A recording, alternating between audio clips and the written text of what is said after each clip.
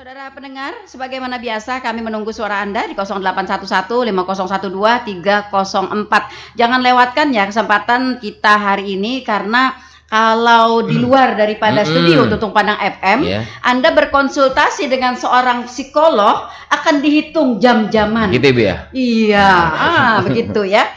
Oke, saudara pendengar, kita mungkin sering mendengar ya tentang psikolog. Ada beberapa psikolog sudah di Kabupaten Tanah Laut meskipun tidak banyak ya. Ya, psikolog ini termasuk jabatan yang agak langka di Tanah Laut ya. Dan dengan demikian juga maka orang-orang juga belum mengenal dengan pasti, dengan jelas apa sih sebenarnya psikolog itu begitu.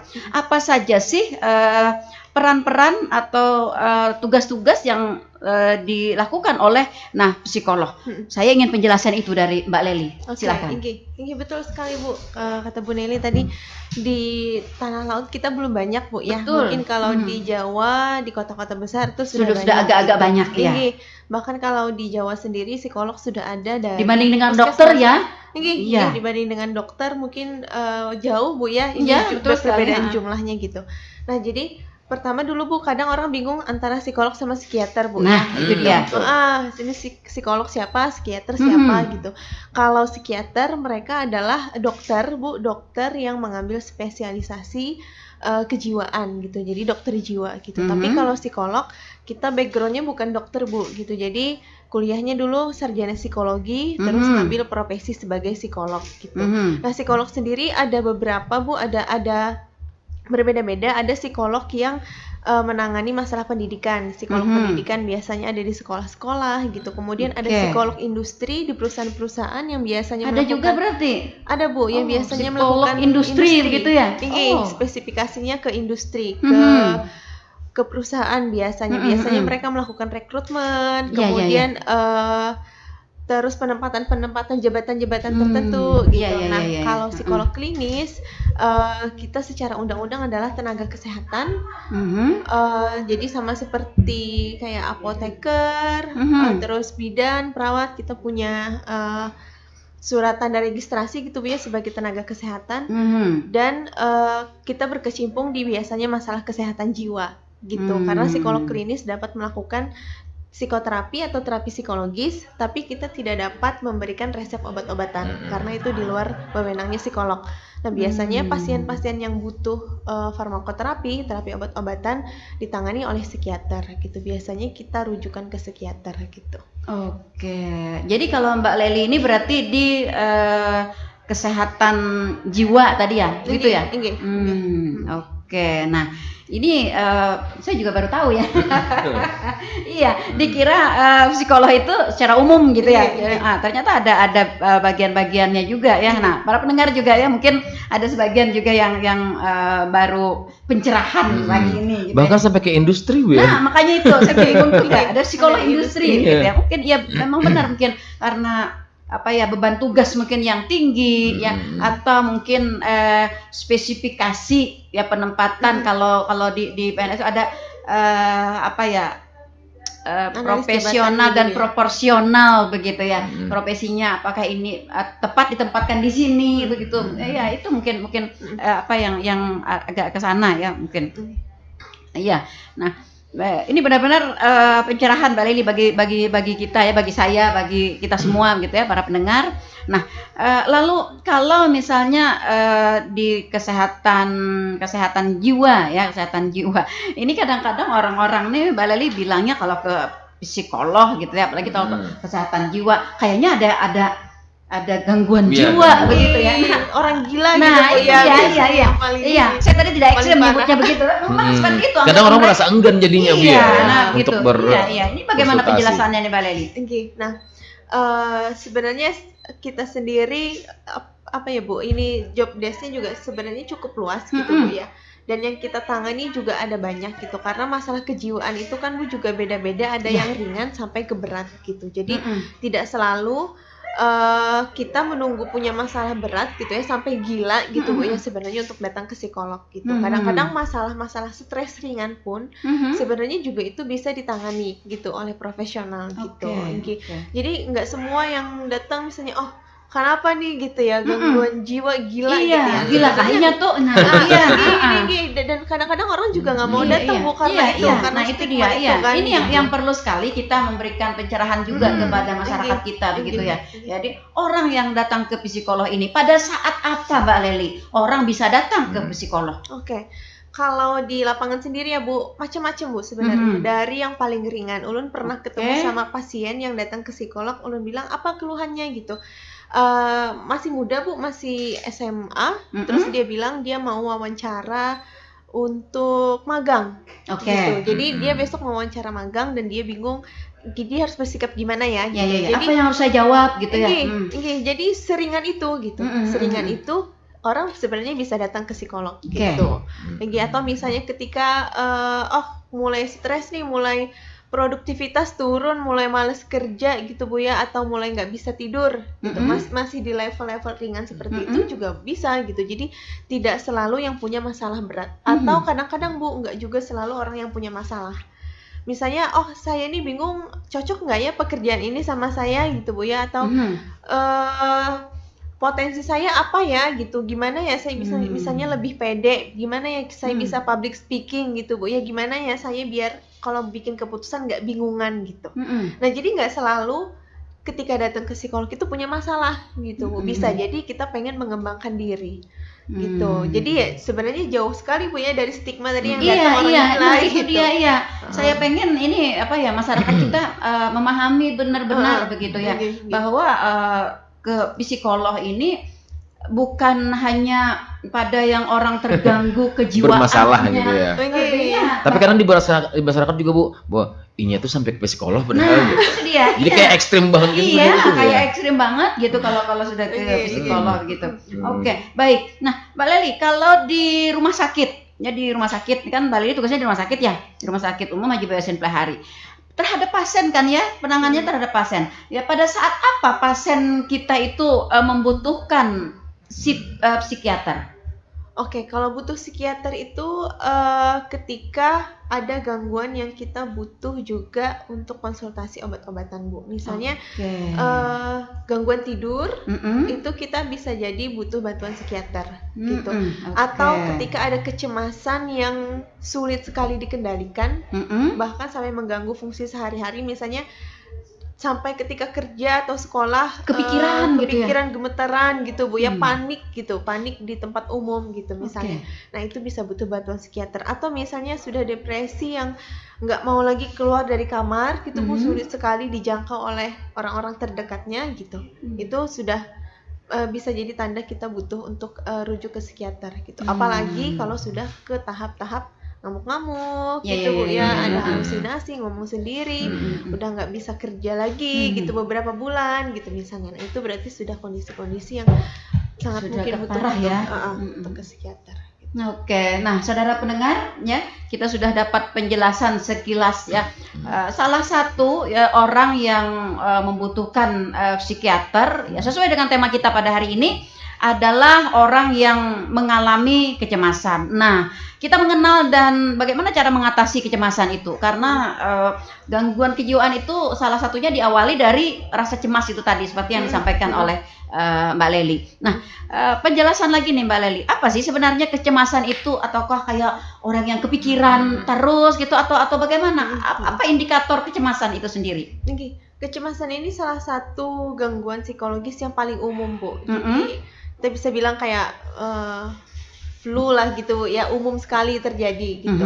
Jadi mungkin ada banyak orang yang sekali atau beberapa kali dalam hidupnya pernah mengalami gangguan ini gitu Bu ya. Sebenarnya cemas itu kan hal yang normal dan nggak bisa dipisahkan dari hidup kita ya. Gitu. Iya. Kayaknya harus ada cemas. Harus gitu. ada cemas. Kalau nggak ada cemas kan gimana? Juga bahaya juga gitu kan Bu. Agak ekstrim gitu ya. Ekstrim juga gitu. Jadi harus ada rasa cemas. Tapi ketika itu sudah mengganggu, itu berarti bisa jadi berkembang menjadi gangguan kecemasan gitu. Mengganggunya itu dalam arti kayak Jipian tadi, kepikiran gitu Bu ya. Pikiran yang tidak jelas biasanya Bu, Mm-mm. kalau kecemasan itu tidak jelas tapi rasanya banyak gitu. Berlebihan Ber- ya. Artinya berlebihan porsinya dan yang tidak berulang. wajar begitu ya. Iya, porsinya Oke. sudah tidak wajar dan dia berulang gitu. Padahal sudah juga dipikirkan kemarin gitu. Mm-mm. Dipikirkan lagi dan biasanya pikiran-pikiran seperti itu nggak ada solusinya gitu. Kayak mau dipikirkan sekeras apapun ya nggak ada jalan keluarnya gitu. Jadi biasanya orang dengan kecemasan kalau ditanya apa pikiran yang banyak itu nggak tahu juga gitu. Ulun juga bingung. Nggak ada gitu. duit. Nggak tahu ibu. Itu Baru ya. tanggal 6 saudara. Ya. Kecemasan berlebih juga. Iya benar. Iya. Akankah gitu ya? Iya. Oke. Jadi berulang-ulang gitu terus mengganggu fungsi sehari-hari gitu. Misalnya yang pekerjaan bisa diselesaikan sehari, 1 minggu nggak selesai gitu Bu ya, karena kita cemas, kita akhirnya menunda-nunda gitu. Biasanya menunda-nunda. Atau misalnya pekerjaan. karena kecemasan itu berlebihan sehingga dalam melakukan pekerjaan salah-salah gitu ya. Ya, iya, Nah, betul, jadi Bu. ya nggak selesai gitu ya. Iya, nggak konsentrasi biasanya karena Iya, betul. pikirannya banyak kemana-mana gitu, nggak Mm-mm. fokus, akhirnya nggak fokus, nggak konsentrasi dan dalam dalam tahap-tahap tertentu tuh bisa jadi mempengaruhi fisik kita gitu. Jadi ada gejala misalnya kepala pusing, deg-degan, sesak napas gitu. Sangat gangguan karena gangguan kecemasan itu sangat fisik sekali gitu. Tanda-tandanya juga ada secara fisik, nggak cuma secara mental, tapi juga bisa dirasakan secara fisik. Dilihat secara Gitu. fisik yang Oke. oke. Nah, sebenarnya tadi disampaikan oleh Mbak Leli, kecemasan itu sebenarnya penting ya ada di tubuh kita begitu ya. Tapi dalam porsi yang wajar Ya, tadi. hal normal lah. Ya, hal normal. Nah, sebenarnya kecemasan itu untuk apa sih dalam tubuh kita ada gitu? Oke, kecemasan itu sebenarnya fungsinya untuk melindungi kita dari bahaya, Bu, gitu kan. Jadi kita tentu butuh rasa itu untuk punya perencanaan, untuk menghindari Untuk berjaga-jaga, resiko, Oh, gitu ya. antisipasi ya. antisipasi, Betul, menghindari betul. bahaya gitu. Oke. Tapi dalam gangguan, ketika sudah menjadi gangguan, kadang-kadang yang kita takutkan itu bentuknya nggak nyata. Gitu. Kalau misalnya kita takut masuk ke kandang singa kan itu jelas sekali Bu ya Iya, ketakutannya iya. ya gitu, masuk ke kandang singa gitu. Jadi kita harus hindari situasi itu. Tapi pada cemas takutnya itu nggak jelas. Kadang-kadang nggak nyata gitu Bu, nggak terjadi sebenarnya yang ditakutkan itu. Mungkin seperti ini, mungkin apa di dalam pikiran ini kalau gitu ya. Iya. Kalau gitu, jika seandainya Ada sebenarnya belum tentu itu terjadi gitu ya, tapi belum tentu dihayal-hayal terjadi, sepertinya akan dihayal-hayal terjadi gitu, gitu ya. diantisipasi. Jadi kita seperti mengantisipasi sesuatu yang kosong gitu, nggak terjadi juga sebenarnya. Itu berarti ya salah satu gejala kecemasan yang kurang bagus ya untuk kita gitu. Jadi artinya ada kecemasan, sebenarnya kecemasan itu dibutuhkan oleh kita gitu ya, untuk menjaga diri kita, untuk melindungi kita, untuk kita bersiap-siap melakukan perencanaan dan jaga-jaga gitu. Tetapi kecemasan yang berlebihan akan mengganggu kepada jiwa. Iya, jiwa kita gitu. Oke. Aktivitas juga jadinya efeknya juga aktivitas kita ya. Oke, betul. Oke. Nah, tadi Mbak Leli menyebutkan bahwa kecemasan yang tidak wajar, yang berlebihan, selain daripada mengganggu secara psikologis juga kelihatan di fisik. Nih apa yang itu terlihat? Bisa diamati nggak si Din ini? Ya, apa tanda-tandanya? Kecemasan itu biasanya menimbulkan kegelisahan, Bu. Gitu. Jadi misalnya banyak bergerak, itu kan tanda bahwa kita lagi gelisah gitu. Berarti ada pikiran yang memicu kegelisahan itu muncul gitu. Gelisah gitu misalnya. Keringat gitu kan ya, Bu ya. Terus juga biasanya orang dengan kecemasan itu sulit istirahat gitu. Merasa aku harus misalnya kerja terus kah gitu, harus ada produktif terus gitu. Itu juga bisa sebenarnya dimotori oleh kecemasan gitu. Harus nggak boleh gagal gitu misalnya gitu. Atau biasanya juga kecemasan bisa mengganggu pola tidur gitu. Jadi gangguan tidur itu juga bisa muncul dari insomnia, itu bisa muncul dari kecemasan gitu. Gelisah berarti ya? Gelisah. Gugup juga ya? Gugup, gugup, tegang gitu Bu. Makanya yang sering orang dengan kecemasan tuh sakit kepala gitu, biasanya tegang, nggak bisa santai. Oke. Orang banyak yang tegang ketika menunggu hasil pemeriksaan dokter biasanya. Nah, ini cemas sih itu ya, Mas ya. Takut-takut jelek gitu ya. Iya. Luar biasa ternyata ya. Kita kadang-kadang jarang memperhatikan ya, jarang respect kepada gangguan-gangguan kecemasan ini. Kayak dianggap kecemasan itu biasa-biasa aja begitu ya. Nah, padahal seperti itu yang tadi disampaikan oleh Mbak Leli tadi. Lalu tadi disampaikan juga ada bermacam-macam jenis kecemasan. Apa saja tuh Mbak Leli? Yang paling umum tuh gejala gangguan kecemasan menyeluruh, Bu. Jadi biasanya kalau seperti apa? Pada kecemasan menyeluruh itu apa yang dicemaskan tuh nggak jelas. Itu tidak jelas. Mikirin apa sih gitu, kalau kita tanya banyak gitu. Banyak, tapi yang ditanya apa yang banyak itu nggak tahu gitu. Pokoknya banyak aja sepertinya yang saya cemaskan, yang saya takutkan gitu. Emang ada ya orang seperti itu ya? Ada. Pernah ketemu ya Mbak Leli ya? Umum, Bu, sebenarnya. Begitu. Umum sekali. Tanpa disadari mungkin kita bisa juga, Bu. Iya, saya soalnya tidak pernah sih ya. Kalau yang belum pasti gitu kan, belum tahu gitu kita, iya, kok bisa dicemaskan gitu. Oke, banyak umum sekali, Bu. Biasanya kalau kecemasan kan tentang masa depan, Bu, ya, tentang kalau terjadi ini.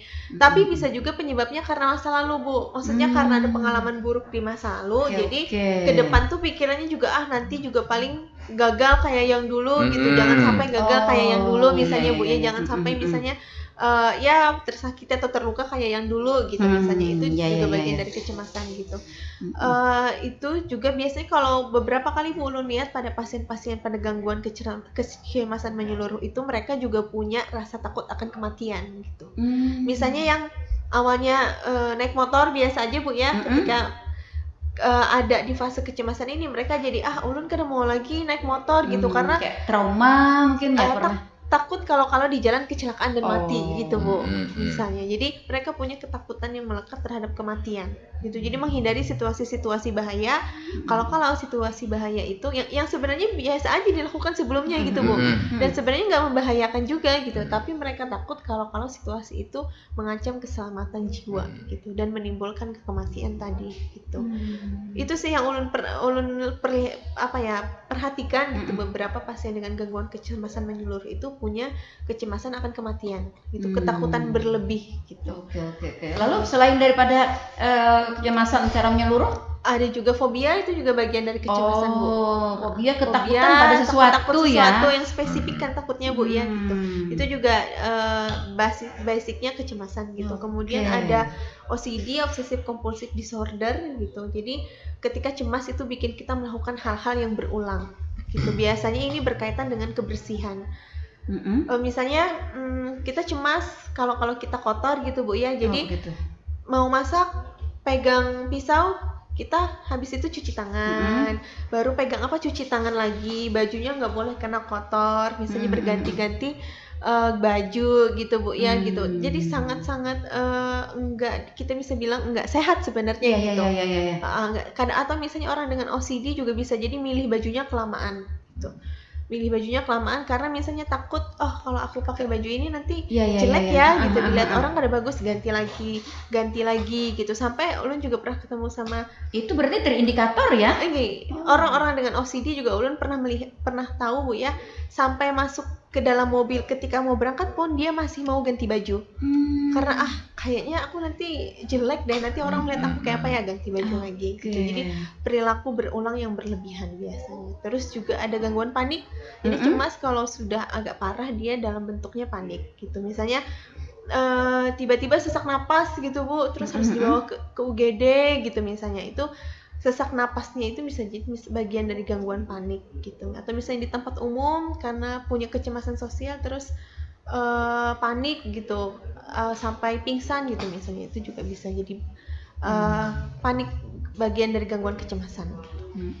Seperti itu ya. Ternyata memang kadang-kadang kita sebenarnya adalah orang yang menderita kecemasan, tetapi kadang-kadang tidak disadari. Bu, sering kecemasan itu sering nggak disadari, Bu.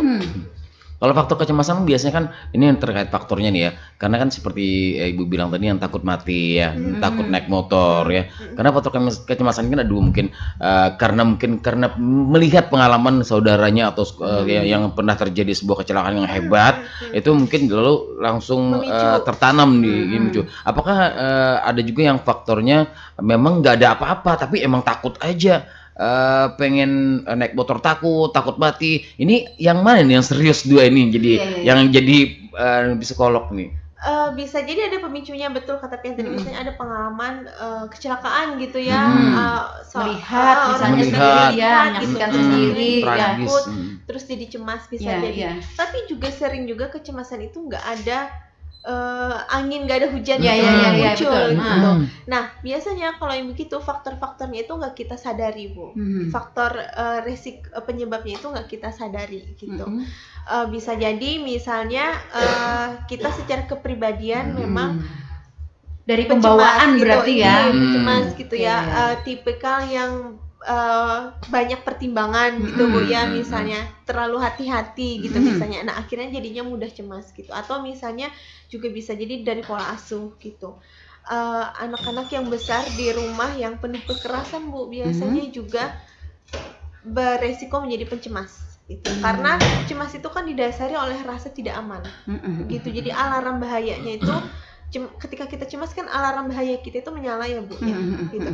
Tapi belum tentu situasi itu benar-benar membahayakan gitu. Tapi anak-anak yang dibesarkan di keluarga yang penuh kekerasan, berarti mereka ketika kecil harus selalu berada di rumah dan harus selalu hati-hati gitu. Oh misalnya mereka nggak bisa ngomong sembarangan gitu Bu ya, karena orang tuanya tertrigger akan marah gitu. Atau misalnya orang tuanya memang punya masalah emosional, jadi punya masalah di kantor, punya masalah di tempat kerja, marah-marahnya di rumah gitu. Jadi anak misalnya nggak bisa menebak kapan orang tuanya akan marah gitu. Nah jadi di rumah dengan situasi seperti itu artinya anak akan selalu, oh aku harus hati-hati, oh bapakku datang, oh mamaku datang nih, aku ini berarti agak bahaya situasi ini.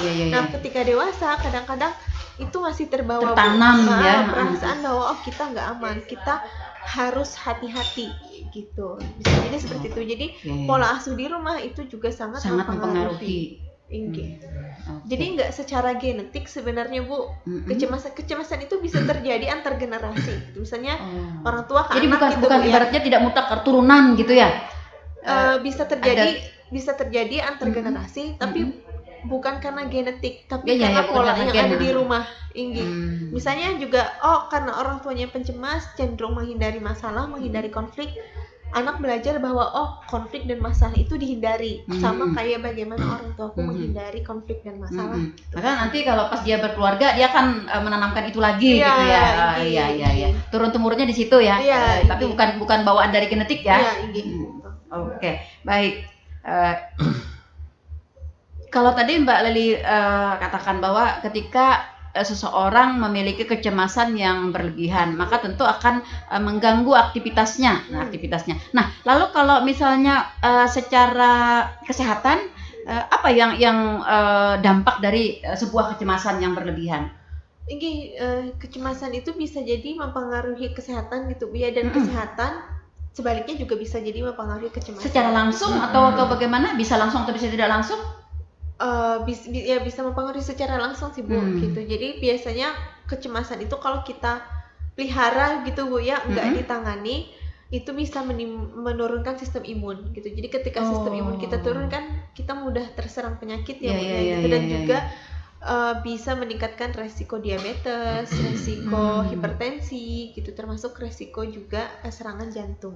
Oke. Gimana nih benang merahnya dengan resiko diabetes dan resiko jantung itu, benang merahnya antara orang cemas gitu dengan resiko kesehatan tadi ya Bu. Iya. Karena kan ketika cemas itu kan kita tegang Bu ya, gitu aliran darah kita meningkat, terus detak jantung juga biasanya juga meningkat gitu.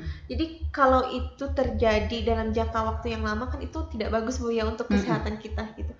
Ketegangan atau detak jantung meningkat itu kan wajar sekali terjadi ketika kita di situasi-situasi yang memang betul-betul membahayakan Bu ya gitu. Misalnya ya ketika kita misalnya ada di tempat malam-malam gelap mau pulang gitu Bu ya, kan kita ada di situasi di mana kita akan tegang dan takut gitu. Tapi bayangkan kalau itu terjadi setiap hari, bahkan ketika kita di rumah aman, di kantor aman, di tempat kerja aman gitu ya, tapi kita begitu gitu respon kita. Artinya kan tubuh kita berarti terlalu lama di kondisi yang tidak nyaman dan tidak sehat gitu. Jadi itu yang bisa meningkatkan resiko-resiko penyakit tadi. Atau misalnya apakah juga ini bisa begini misalnya Mbak Leli, ketika seseorang merasa cemas begitu, cemas, lalu dia melarikan rasa kecemasan itu dengan misalnya mengkonsumsi makanan. Oh ya, iya. Nah, apakah ini juga bisa berakibat kurang baik juga terhadap kesehatannya? Iya, bisa jadi Bu, bisa jadi. Jadi makanan-makanan tadi Bu, misalnya makan makanan manis kan, gitu ya. Karena kan pada saat orang-orang stres begitu ya, orang lagi kecemasan gitu, dia kadang-kadang tidak perhatikan lagi nih, yang saya makan nih apa gitu ya. Iya, betul Bu. Atau misalnya karena cemas jadi nggak makan gitu Bu ya. Bahkan sebaliknya nggak makan gitu, ya, betul. Oke, baik. Nah, lalu orang yang bisa cemas berlebihan, tingkat kecemasannya yang sangat tinggi, selain daripada mungkin ada trauma, ada tekanan, apa sebenarnya penyebab-penyebab lain yang dapat menimbulkan seseorang meningkat kecemasannya? Penyebabnya tadi ya Bu ya, selain tadi ada misalnya pola asuh, ya, terus juga apakah ada pengalaman traumatik yang membuat kita ada di bahaya. Gitu. Itu juga bisa menjadi faktor penyebab cemas gitu. Kepribadian juga bisa Bu, kepribadian, kemudian kemampuan untuk keterampilan untuk mengelola emosi yang rendah, itu juga bisa menjadi penyebab cemas gitu. Terus juga keterampilan menenangkan diri, ketika kita nggak punya keterampilan menenangkan diri, gitu. Itu juga bisa menjadi faktor yang memperparah cemas gitu. Karena kan cemas itu sebenarnya wajar sekali terjadi ya Bu ya. Tapi kita mesti punya kemampuan untuk mengelola itu, gitu. Menghadapi kecemasan, kemudian menenangkan diri pada saat cemas gitu. Sekarang kalau ulun lihat Bu juga anak-anak zaman sekarang kan dikasih HP ya Bu ya, gadget. Kadang itu jadi cara orang tua untuk menenangkan anak. Daripada dia nangis, daripada dia rewel, julungi HP gitu ya. Julungi HP gitu. Artinya kita tidak mengajarkan anak untuk menghadapi emosi negatif. Gitu. Jadi artinya, kalau aku merasa kada nyaman, aku harus melarikan diri.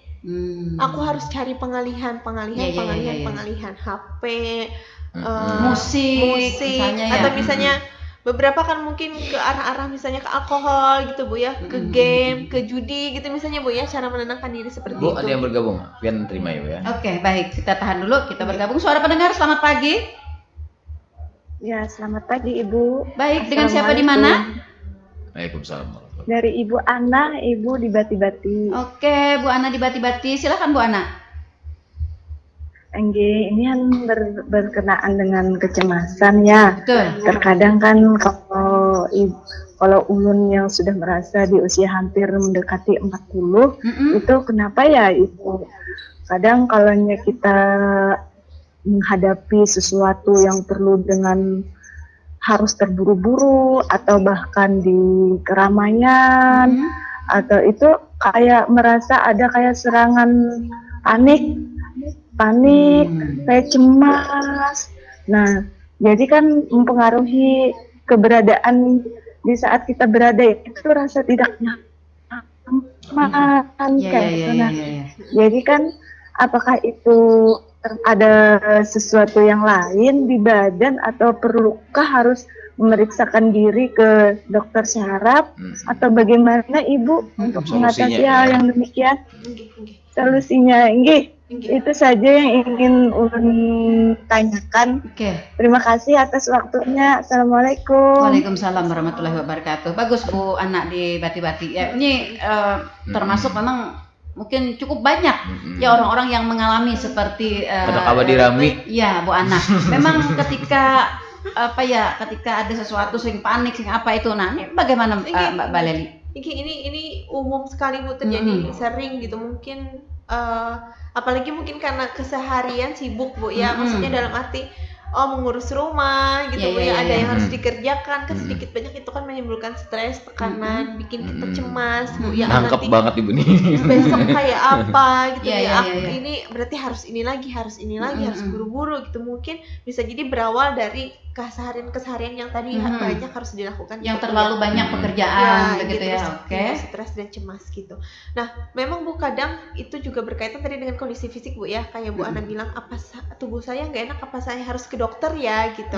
Nah, memang kalau ketika tubuh kita merasa kada nyaman, ulun memang biasanya sarankan untuk memang ke dokter dulu, karena kan tubuh kita nggak enak ya Bu ya. Iya. Kalau memang ada masalah medis, berarti bisa jadi masalah medis tadi menyebabkan tubuh kita jadi nggak enak gitu. Seperti tadi misalnya pengalamannya Bu Ana tadi ya, karena Bu Ana terlalu sering merasa panik, terlalu sering merasa Kalau cemas. katanya kalau terburu-buru, misalnya nggak bisa. Terburu-buru, iya. Di dalam keramaian dia tidak bisa karena Iya. tidak nyaman di tempat itu.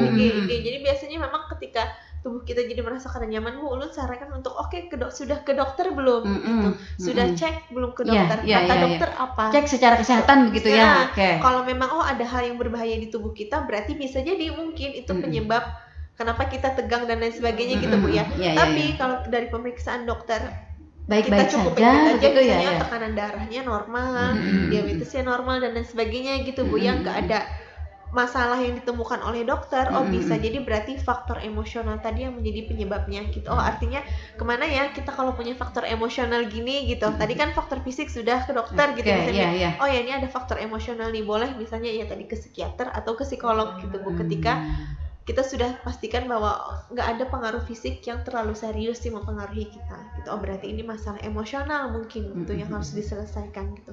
Mungkin ya ada cara-cara melepaskan stres yang harus kita punya, keterampilan mengelola cemas, keterampilan mengelola stres gitu. Karena tadi berkaitan juga dengan penyebab tadi ya Bu ya. Iya. Harus diketahui dulu nih penyebab stresnya apa begitu ya. Kadang-kadang kan kita nggak punya keterampilan mengelola itu ya Bu. Iya, betul. Karena kita terbiasa kalau punya emosi yang nggak enak, kita lari dari situ gitu. Kita nggak mau hadapi itu gitu. Betul. Nah, jadi belajar untuk menghadapi stres, untuk menghadapi cemas, untuk menghadapi perasaan-perasaan gak enak kayaknya, karena kita nggak bisa hindari itu pasti terjadi gitu Bu ya, pasti akan kita hadapi. Jadi kalau kita hadapi, artinya kita bisa mengelola diri, menguasai diri menghadapi itu, bukan kita dikuasai oleh situasi stres dan lain sebagainya gitu. Jadi cari cara kayak apa ya supaya kalau aku stres aku bisa atasi ini. Misalnya cuma terjadi dalam waktu singkat, habis itu aku kembali lagi kayak biasa. Kalau aku cemas, apa yang harus aku lakukan gitu. Jadi bukan kita menghilangkan cemas atau stresnya gitu Bu, tapi lebih ke kita mengelola. Mengelola Kita nggak ya. dikuasai oleh Ibu Ana ini kan dilema juga nya. Karena ibu rumah tangga Bu ya, pasti harus ke pasar, harus ke retail. Besok gitu lagi. Iya. Jadi Rutinitas itu ya. Rutinitas itu. Padahal mereka tidak nyaman di keramaian gitu loh. Iya. Nah, lalu apakah tadi kan Ibu Ana tadi mungkin seseorang itu mungkin seperti Bu Ana misalnya sebelum lagi muda, misalnya sebelum usia 40 itu mungkin biasa-biasa saja. Ketika kita terlambat, kita tidak gugup, kita biasa-biasa aja gitu. Nah, apakah memang mempengaruhi Mbak Leli kondisi usia seseorang dengan tingkat kecemasan? Enggak selalu sih Bu. Karena kecemasan itu bahkan bisa terjadi pada anak-anak.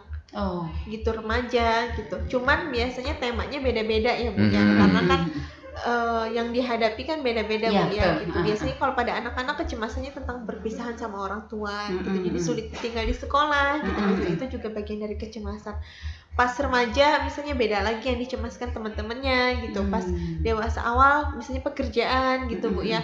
Pas sudah mulai dewasa madya misalnya anak, remaja dan lain sebagainya. Jadi enggak ada hubungannya sih Bu, cuman mungkin bisa jadi kondisi fisik yang mempengaruhi kecemasan. Misalnya ketika fisik kita menurun, mulai ada masalah fisik gitu Bu ya. Nah, itu bisa jadi menimbulkan kecemasan. Jadi tidak secara langsung ya faktor usia ya mempengaruhi tingkat kecemasan. Ya, tapi mungkin karena faktor bertambah usia, maka berkurang mungkin tingkat kesehatan kita. Ya, Nah, maka Inggi. tingkat kecemasan akan meningkat. Ya, Inggi. Oke. Misalnya yang dulu bisa seharian kerja karena capek Bu ya, pada usia yang bertambah kan kita sudah mulai capek. Gitu. Fisiknya beda Bu Jadi ya. kadang-kadang adaptasi bahwa kita nggak bisa lagi melakukan banyak hal kayak dulu itu juga bisa bikin kecemasan. Kecemasan, iya. Saya kayak Bu Ana tadi sedikit Bu ya, melanjutkan biar supaya beliau Jelas banget puas gitu ya, iya betul. Beliau kan tadi solusinya bagaimana? Kalau mereka mau nggak mau kan ibu ini kan ke pasar, mau nggak mau ke Karita, ke Ramayana lah. Nah, gitu. mau nggak mau kan, karena Iya. memang Padahal tuntutan sebenarnya dia tidak nyaman jadinya. Iya. Jadi solusinya apa yang mereka saat dia lakukan saat apakah mungkin dia pas kena dengan tidak nyaman tersebut harus pejam mata atau langsung duduk dulu atau gimana nih? Oke, kalau ulun sih menyarankan kalau memang mau ke profesional ya Bu ya, bisa dicoba gitu, artinya ke dokter atau ke psikolog gitu, atau nanti ke psikiater gitu ya Bu ya, boleh dicoba gitu untuk kita lebih tahu apa ya kira-kira penyebabnya gitu. Terus hal-hal mungkin yang bisa dilakukan di rumah, salah satunya adalah relaksasi pernapasan gitu. Jadi harus ada waktu apa ya, kita mesti sempatkan untuk menenangkan diri, termasuk di pas di keramaian. Apakah pejamkan mata, dulu sejenak, duduk gitu, tarik nafas gitu, misalnya bisa boleh itu dilakukan, tarik nafas, terus mau minum dulu. Iya. Pokoknya cari sesuatu yang bikin kita bisa nyaman gitu ya. Berarti Sidin sudah bagus nih, Sidin sadar bahwa aku buru-buru. Iya. Pengelolaan kan ini pengelolaan kan. Berarti kan sadar, aku buru-buru. Nah, pas kita sadar, artinya kita perlu, ya sudah, kan usah buru-buru. Atau misalnya ketika kita kalau pas kita lagi terburu-buru, kita jadi nggak enak, gugup, panik, apa dan sebagainya. Maka kita mengelola bahwa kalau bisa sih kita harus ngatur waktu gitu ya, supaya kita tidak terburu-buru begitu. Ngatur waktu, ataupun ketika sudah terpaksa terburu-buru gitu ya. Tadi kata Mas Iwan tadi, mungkin stop dulu, tarik nafas gitu, minum air putih. Harus baru dilanjutkan lagi pelan-pelan gitu misalnya. Jadi ganti buru-burunya dengan pelan-pelan. Juga bisa itu dilakukan gitu.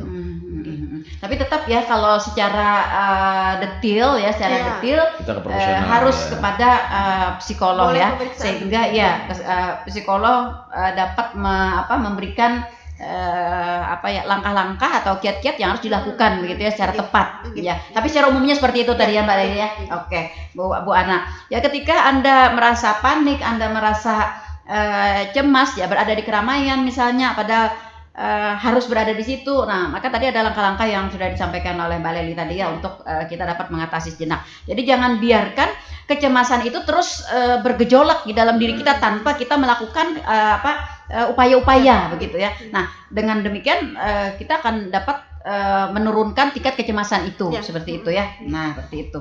Oke. Kalau terlalu baperan itu termasuk ke kecemasan, baperan banget, sedikit-sedikit emosi, bukan emosi marah-marah ya, tapi emosi menangis, mungkin kegandangan cucu atau gimana, itu apakah itu termasuk dengan ada faktor pengaruh juga seperti itu, Mbak? Iya. Kenapa Mbak tahu, Mbak? Iya, banyak sebenarnya orang yang seperti itu. Seperti baperan sedikit, dia bukan emosi meledak marah, bukan emosi yang nangis, sedih, jadi kangen sama seseorang. Sedih sih, terharu, ya.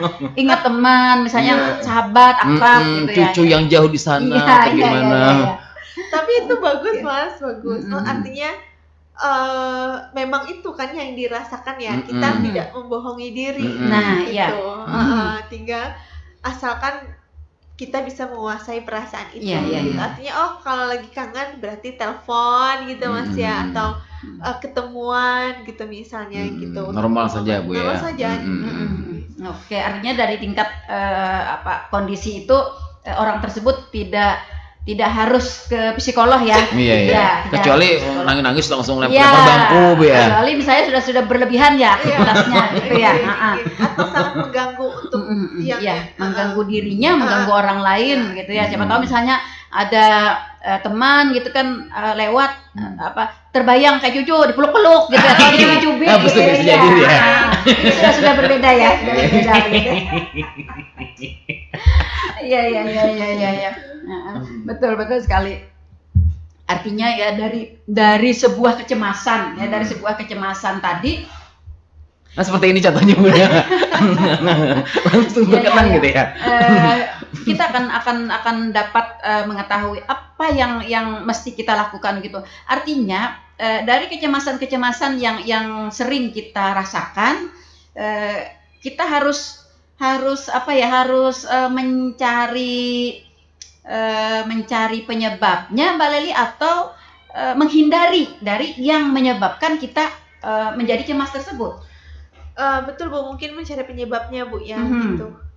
Dan kemudian cara menghadapi gitu. Karena kan kadang memang ada situasi yang kita nggak bisa hindari Bu ya. Oke. Jadi misalnya tadi kayak, saya sebenarnya malas pergi ke pasar gitu ya, banyak orang, tapi mau nggak mau Harus ke pasar. Iya, kalau Iya. bukan saya, artinya pasti ada situasi yang kita nggak bisa hindari gitu. Akhirnya kita harus belajar untuk menghadapi itu gitu, bisa menguasai diri dalam menghadapi itu gitu. Dan memang butuh sekali Bu perawatan diri sebenarnya gitu dalam kecemasan. Ya sama kayak penyakit fisik kan kita butuh perawatan diri ya Bu gitu. Kalau kita misalnya sudah ada penyakit tertentu, kan kita merawat diri untuk mengelola penyakit itu gitu. Misalnya ini loh makanan yang buruk, ini makanan yang baik untuk penyakit itu, ini kebiasaan yang buruk, ini kebiasaan yang baik. Nah sama juga sebenarnya dalam mengelola mental, mengelola kecemasan, kita perlu punya perawatan diri untuk itu. Apa ya yang bisa dilakukan untuk aku biasanya menenangkan diri, untuk aku misalnya setelah beraktivitas yang banyak, jenuh, stres, apa ya yang bisa dilakukan untuk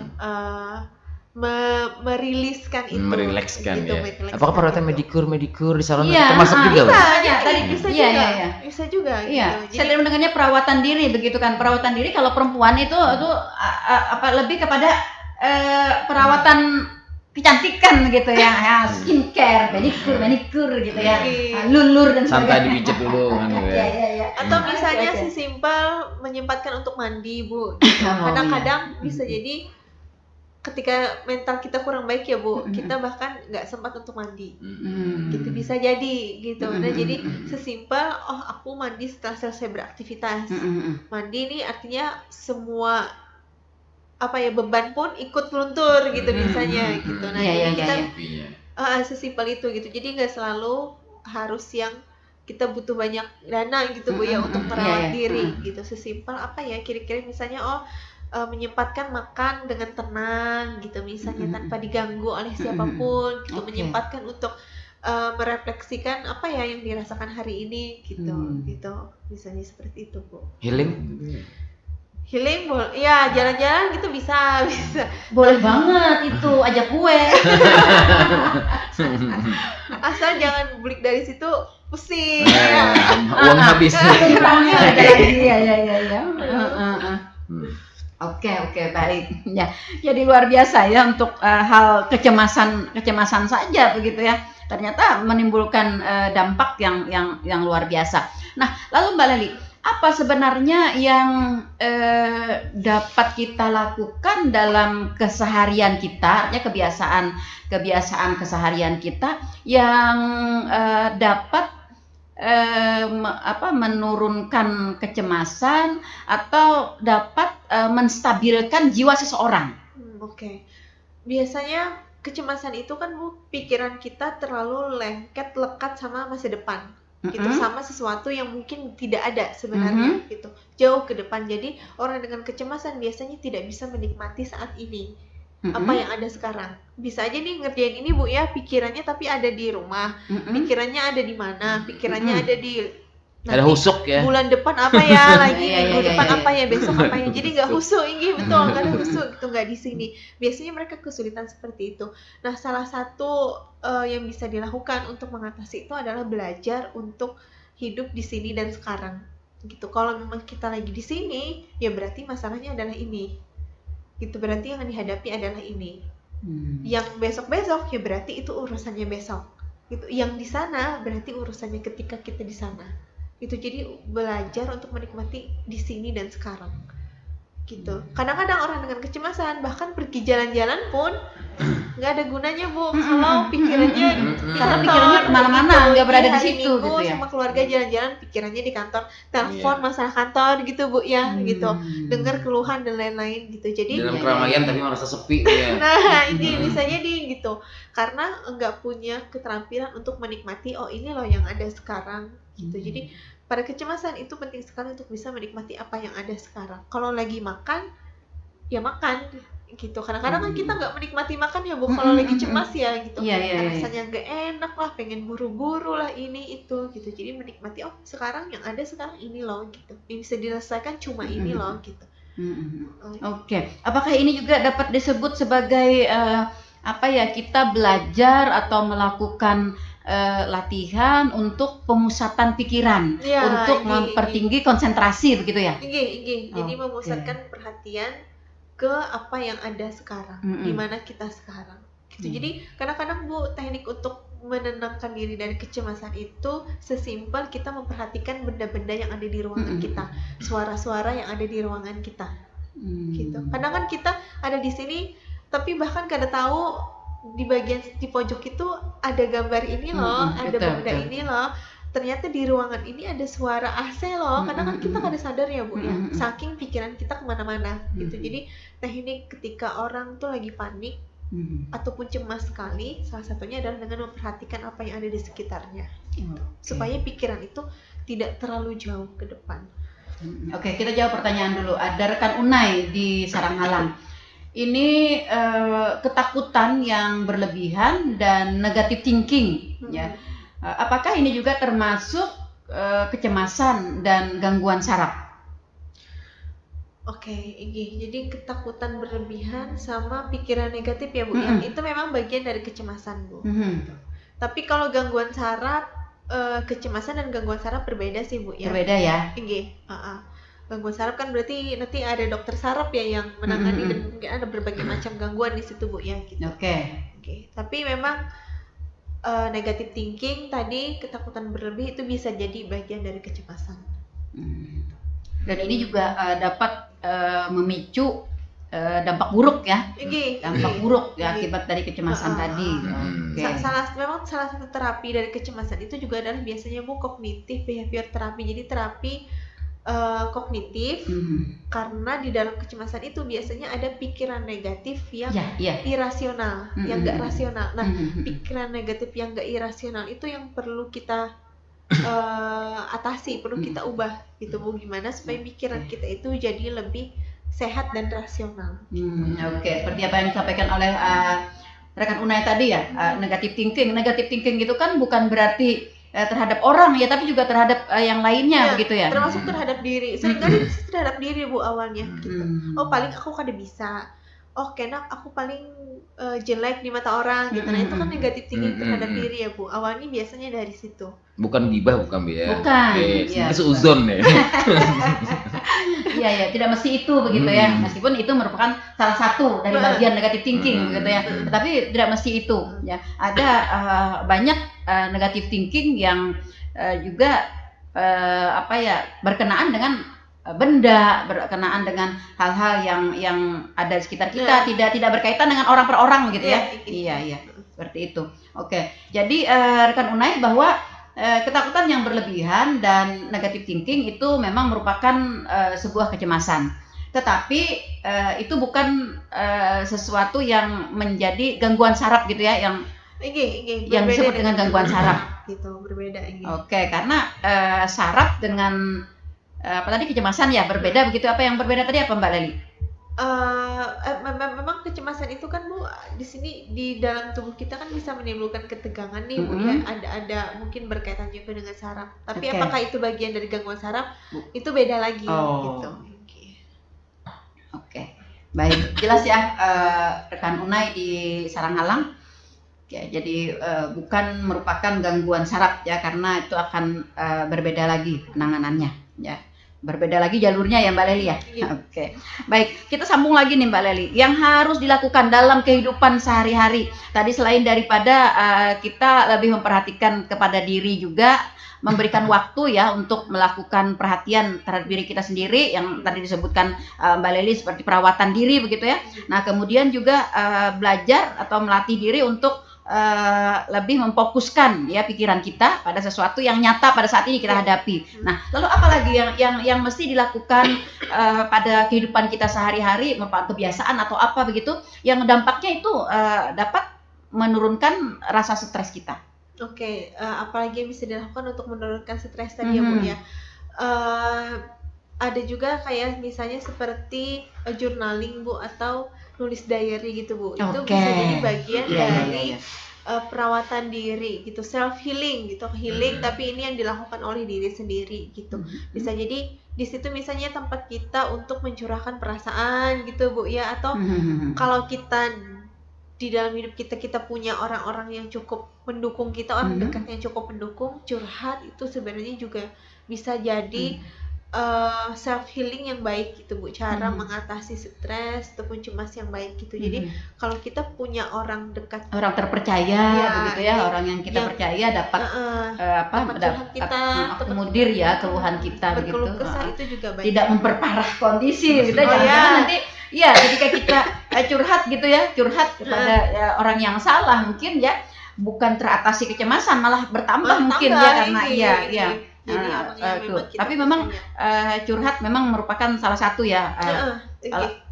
Curhat ini misalnya apakah pada saat-saat kita sedang mengalami suatu kecemasan atau saat-saat ada kehidupan sehari-hari sebelum ada kecemasan begitu Mbak Leli? Iya, kalau memang bisa kita punya teman curhat Bu ya, bahkan untuk hal-hal sepele gitu, itu artinya bagus gitu. Jadi apapun bisa dicurhatkan gitu. Jadi itu penyaluran emosi yang bagus juga sebenarnya Bu, asal tadi kayak Pian bilang itu buat kita berguna gitu. Artinya yang mendengarkan ini juga adalah orang dekat kita yang kita percaya gitu. Yang dan bisa bijak juga. Itu. Iya.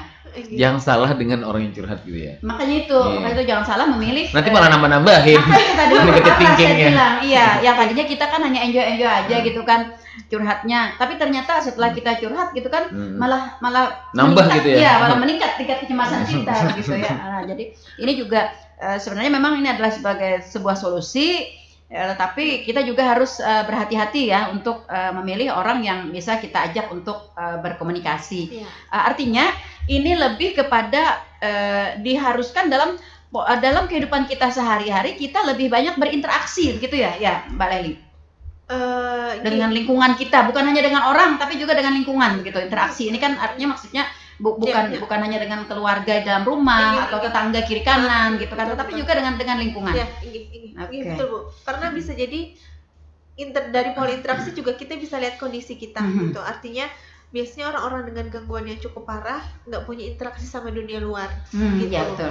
Jadi interaksi itu sebenarnya juga bagian yang nggak bisa dipisahkan Bu ya dari hidup kita gitu. Artinya kita kan karena kita makhluk sosial gitu, dan bisa jadi hal-hal positif juga muncul dari interaksi. Gitu. Kalau kita sendiri aja di rumah merenungi masalah kita, kadang kita jadi merasa kayak orang paling menderita di dunia gitu ya. Atau misalnya di rumah selalu menyelesaikan pekerjaan di rumah begitu ya, meskipun sebenarnya kita sudah merasa capek, merasa lelah, merasa suntuk begitu ya. Iya, tapi kita paksakan untuk menyelesaikan ya. Jadi interaksi itu juga komunitas, ada komunitas di mana kita bisanya berkumpul. Penting ya. Kalau kayak ibu-ibu kan punya pengajian, itu kan penting sekali Bu ya sebenarnya untuk kesejahteraan mentalnya ibu-ibu gitu. Di situ misalnya bisa mengeluh kah, bisa berbagi pengalaman, ya betul. Itu sebenarnya penting sekali gitu. Jadi betul yang tadi interaksi itu juga salah satu yang penting sekali untuk mungkin mengatasi kecemasan Bu ya gitu. Jadi kadang kita tidak merasa sendiri. Kadang kita tidak memerlukan jawaban juga dari tempat curhat kita ya. Kita hanya mendengarkan sebenarnya. Sekedar mencurahkan isi hati.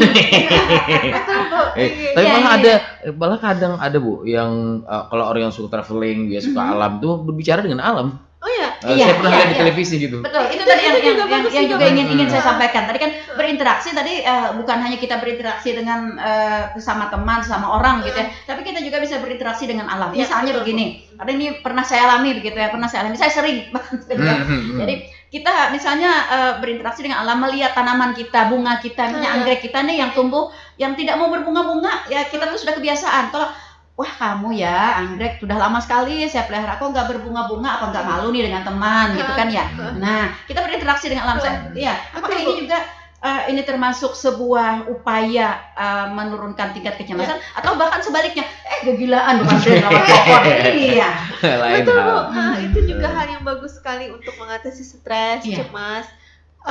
Kembali ke alam gitu Bu ya, termasuk kayak misalnya kadang kan orang jalan kaki tanpa alas kaki ya Bu ya, untuk merasakan tanah, Iya, merasakan iya. batu, merasakan rumput gitu.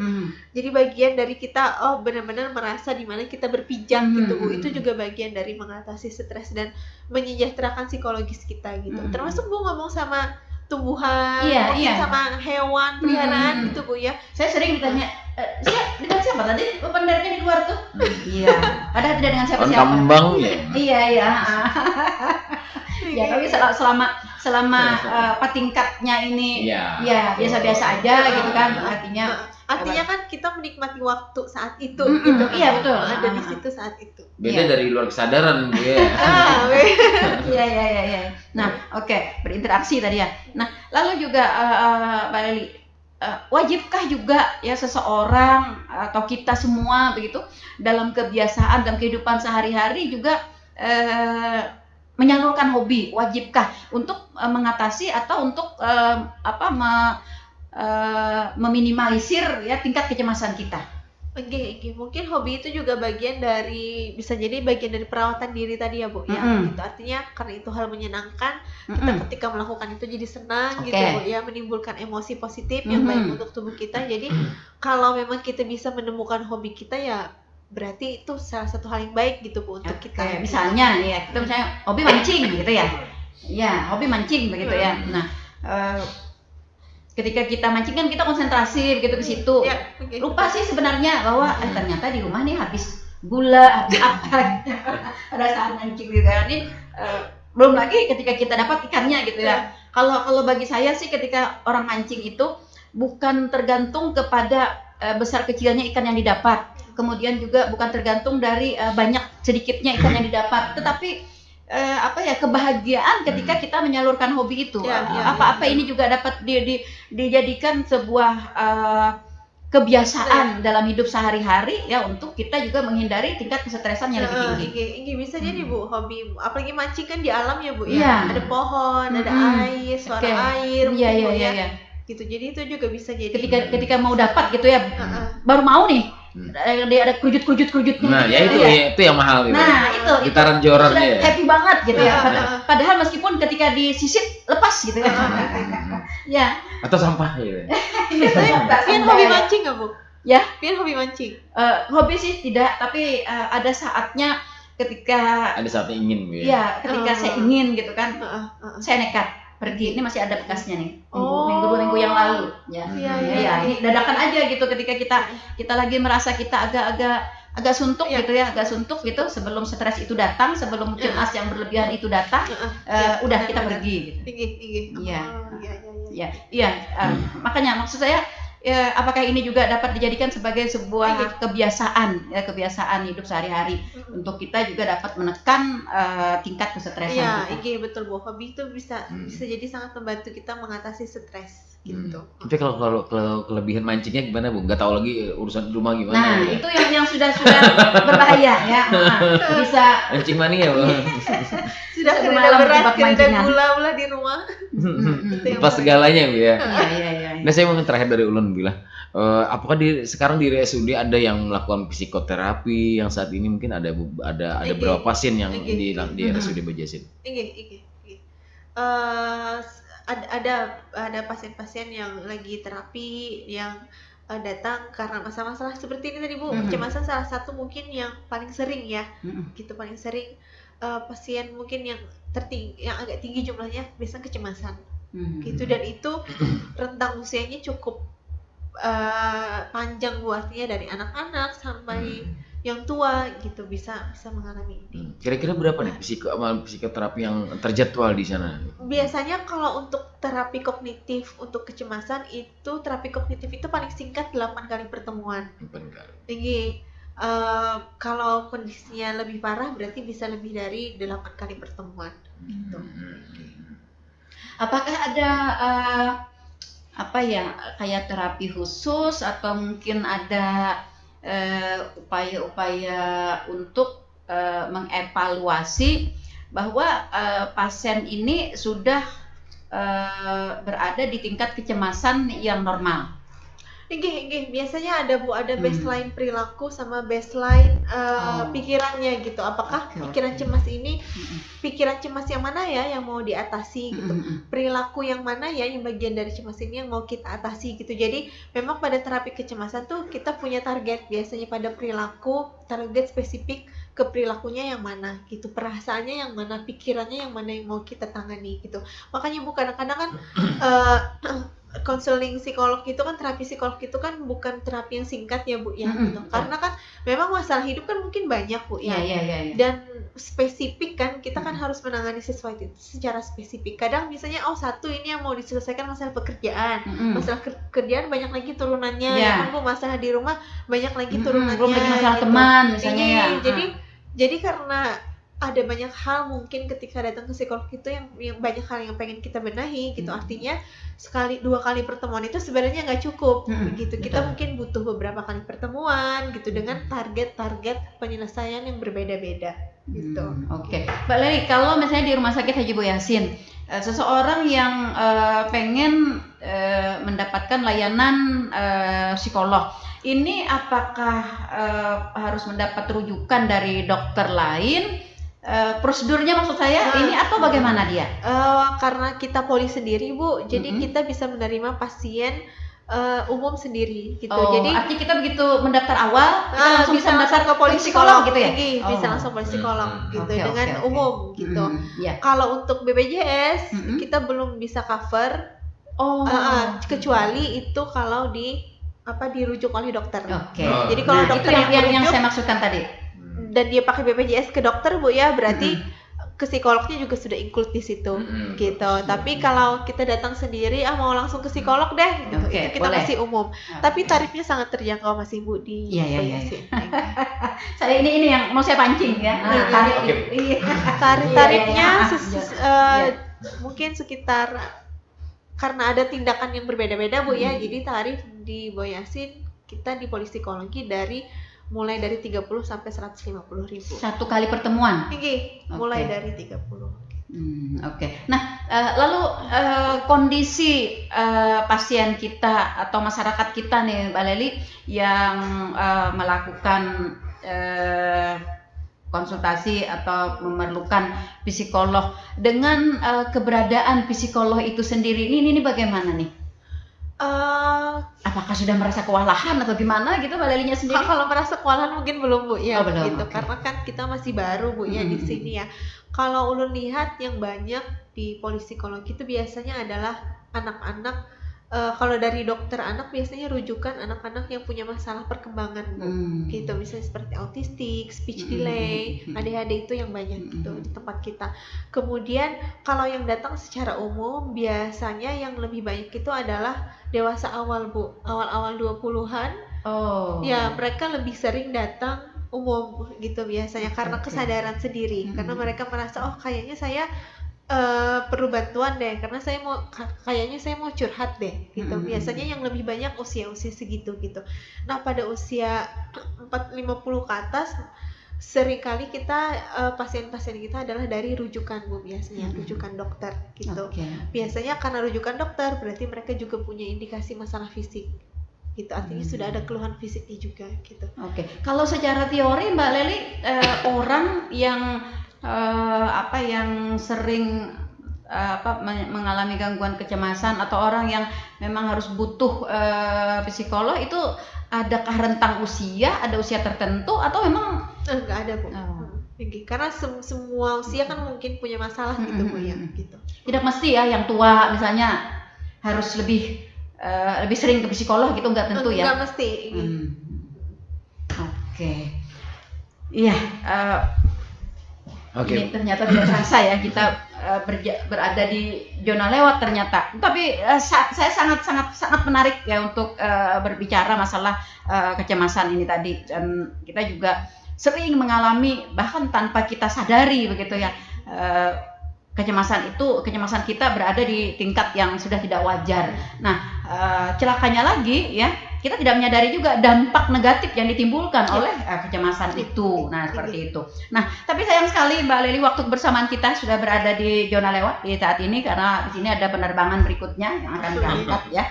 Oke, sehingga kita harus mengakhiri bincang-bincang kita di kesempatan pagi hari ini. Tapi saya ingin masih mungkin ada pesan-pesan nih untuk pendengar kita ya, bagaimana agar kita dapat mengenali secara dini dan mengatasi secara dini tingkat kecemasan yang ada pada diri masing-masing. Oke, jadi pertama Bu, penting sekali untuk kita istilahnya bisa menyadari apa yang terjadi di tubuh kita Bu ya, di perasaan kita, di diri kita gitu. Jadi selalu luangkan waktu untuk bertanya ke diri, apa ya kira-kira hari ini apakah ada hal-hal yang berat, apakah ada perasaan-perasaan yang nggak nyaman gitu. Jadi selalu upayakan kita punya waktu menyempatkan diri untuk bertanya itu ke diri kita gitu. Dan kalau kita merasa ada hal-hal yang sepertinya ini tidak bisa diselesaikan sendiri, sepertinya perasaan ini mengganggu dan aku kayaknya butuh bantuan, jangan khawatir untuk datang ke profesional gitu, karena tidak mengerikan sebenarnya Bu, sama sekali tidak mengerikan. Datang ke dokter pun juga nggak mengerikan sama sekali gitu. Jadi upaya kita untuk kita selalu berupaya untuk gimana caranya kita bisa merasa lebih baik gitu. Jadi jangan pernah lelah untuk berupaya merasa lebih baik. Oke, satu lagi Mbak Lely, selain daripada secara kedinasan di Rumah Sakit Umum Haji Boyasin Pehari, ini apakah Mbak Lely juga misalnya buka peluang untuk masyarakat kita, khususnya pendengar kita gitu, yang mungkin melakukan konsultasi secara tidak kedinasan? Untuk saat ini Ulul lebih fokus untuk konsultasi di Rumah Sakit Boyasin Bu. Okay. Baik. Mungkin next saja Bu. Iya, ya betul sekali. Iya. Baik para pendengar, sampai di sini jumpa kita di program Inspirasi Pagi edisi hari ini Senin 6 Mei 2024 bersama dengan Saudari Lely yang merupakan psikolog klinis ya di Rumah Sakit